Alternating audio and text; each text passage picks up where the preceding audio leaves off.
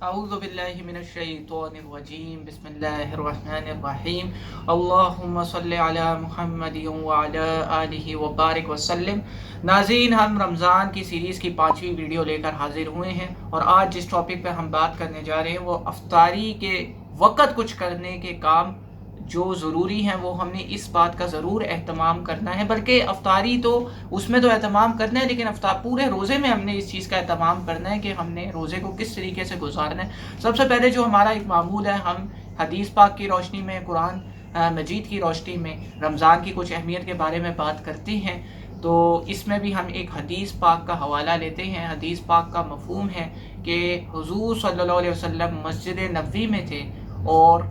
ممبر کے پہلی سیڑھی کے اوپر چڑھے تو کہا آمین، دوسری سیڑھی کے اوپر چڑھے تو کہا آمین، اور تیسری سیڑھی کے اوپر چڑھے تو پھر کہا آمین۔ اب یہ عمل انہوں نے کر لیا۔ کچھ دیر بعد صحابہ نے عرض کیا کہ یا رسول اللہ، آمین تو اس صورت میں کہا جاتا ہے جب کوئی دعا ہو، تو آپ نے آمین آمین آمین کس وجہ سے کہا؟ تو حضور صلی اللہ علیہ وسلم نے فرمایا کہ میں جب پہلی سیڑھی پر چڑھ رہا تھا تو حضرت جبرائیل علیہ السلام آئے اور انہوں نے دعا مانگی،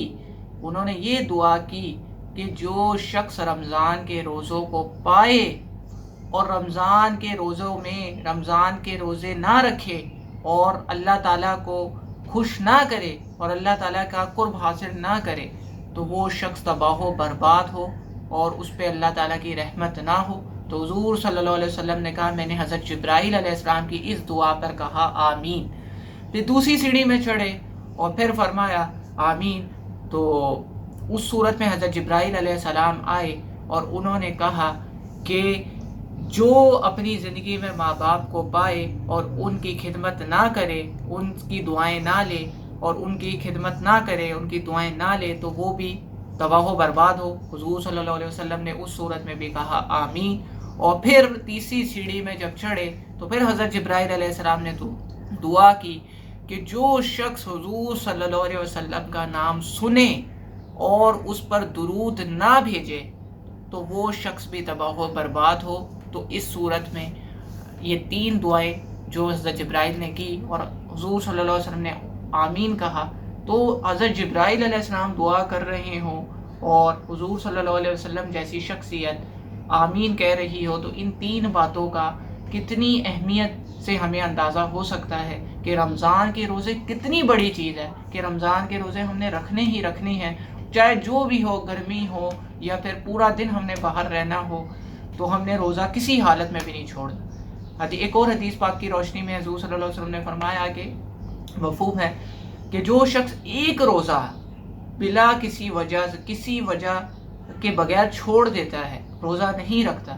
تو وہ پوری زندگی بھی روزہ رکھتا رہے اس کے کفارے کی خاطر، وہ جو ایک رمضان کا روزہ اس نے بلا وجہ بلا عذر چھوڑا تھا، تو وہ اس نیکی کو، اس ثواب کو یا اس گناہ کو ختم نہیں کر سکتا جو اس نے ایک روزہ چھوڑ کر کیا۔ تو دوسری جو انہوں نے بات فرمائی کہ ماں باپ کی خدمت، تو ماں باپ کی خدمت تو سب سے بڑا فرض ہے۔ ماں باپ کی خدمت ہم نے ہر حال میں کرنی ہے، ان کی دعائیں لینی ہیں، اور اگر تو کیا کہتے ہیں ماں باپ زندہ ہیں تو ان کی خدمت کریں، اور اگر اس دنیا سے وفات پا چکے ہیں تو قرآن مجید نے کہا کہ دعا مانگو رب ارحمہما کما ربیانی صغیرا، اے اللہ میرے ماں باپ پر رحم فرما جیسے انہوں نے مجھے پالا چھوٹے ہوتے۔ اور اس کے علاوہ حدیث پاک میں آتا ہے کہ اگر تمہارے والدین اس دنیا سے رخصت ہو چکے ہیں، تو جو تمہارے والدین کے دوست ہوں، جو تمہارے والد کے دوست ہوں، تو تم ان کے ساتھ اچھا برتاؤ کرو۔ تو اگر کسی کے والد اس دنیا سے چلے گئے ہوں یا کسی کی والدہ چلی گئی، تو وہ ان کے دوستوں کے ساتھ اچھا سلوک کرے، ان کے ساتھ صلہ رحمی کرے، ان کے ساتھ تحفے تحائف ان کے گھر بھیجے، تو یہ بھی بہت ایک اچھی بات ہے۔ اور تیسری چیز جو انہوں نے فرمائی کہ جو شخص حضور صلی اللہ علیہ وسلم کا نام سنے اور درود نہ بھیجے تو وہ بھی تباہ و برباد ہو۔ تو اس بات سے پتہ چلتا ہے کہ حضرت محمد صلی اللہ علیہ وسلم کا جب بھی نام آئے تو حضور صلی اللہ علیہ وسلم پر درود بھیجنا واجب ہے، ایک مرتبہ واجب ہے۔ تو جب بھی کوئی حضور صلی اللہ علیہ وسلم کا نام سنے تو ایک یا تو بہت اچھی بات ہے کہ پورا درود ابراہیمی ہے، یا تو وہ پڑھ لیا جائے، یا پھر صرف اتنا پڑھ لیا جائے صلlallahu علیہ وسلم، یا جو ایک درود ہم اسٹارٹنگ میں پڑھتے ہیں اللہم صلی علی محمد وعلی آلہ وبارک وسلم، یا یہ پڑھ لیا جائے، لیکن درود ضرور پڑھا جائے۔ اور درود کی اہمیت تو بہت زیادہ ہے، اس کے متعلق بھی ہم ایک ویڈیو انشاءاللہ ریکارڈ کروائیں گے۔ تو ابھی ہم بات کر رہے تھے کہ افطاری کے وقت کچھ کرنے والے کام۔ اچھا، افطاری کے وقت ہم نے یہ کرنا ہے کہ ایک تو ہم نے اس پورے روزوں میں ہم ایک یہ تہیہ کریں کہ ہم اپنے گھر میں ٹی وی نہیں چلائیں گے۔ اب ہمارے یہاں کیا ماحول بنا ہوتا ہے کہ ٹی وی شوز آ رہے ہیں، اور بڑی بدقسمتی کی بات ہے کہ وہ جو ٹی وی شوز آ رہے ہیں اور ان میں جو لوگ ہوسٹ کر رہے ہوتے ہیں، جو ان کے میزبان ہوتے ہیں، وہ پورا سال کیا کہتے ہیں ڈراموں میں اور فلموں میں آ رہے ہوتے ہیں، اور پھر اچانک سے وہ رمضان میں آ کر کیا کہتے ہیں ایک رمضان شو شروع کر دیتی، اور 2-4 نعتیں پڑھیں اور پورا دن کیا کہتے ہیں ٹی وی ایڈورٹائزمنٹ چلی، اور بس کھانا پکانا ہوا۔ جس نے تسبیح پڑھنی تھی وہ بیچارہ تسبیح بھی نہیں پڑھ سکا، جس نے قرآن مجید پڑھنا تھا وہ قرآن مجید نہیں پڑھ سکا۔ بس انہی کاموں میں ہم لگے رہے، ٹی وی چلا دیا، ٹی وی میں بس کھانے پکانے کے طریقے وہ بتا رہی ہوں گی، اور پھر اس کے بعد ایڈورٹائزمنٹ۔ ہم یہ نہیں کہتے کہ وہ ہم کس نوعیت کے وہ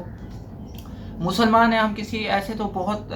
غلط چیز ہے کہ کسی مسلمان کے اوپر شک کرنا، لیکن اس چیز میں احتیاط ضروری ہے کہ رمضان جب آیا تو ٹی وی دیکھنے کی کیا ضرورت ہے؟ جب اللہ تعالیٰ نے رمضان قرآن کا مہینہ دیا تو قرآن پڑھیں،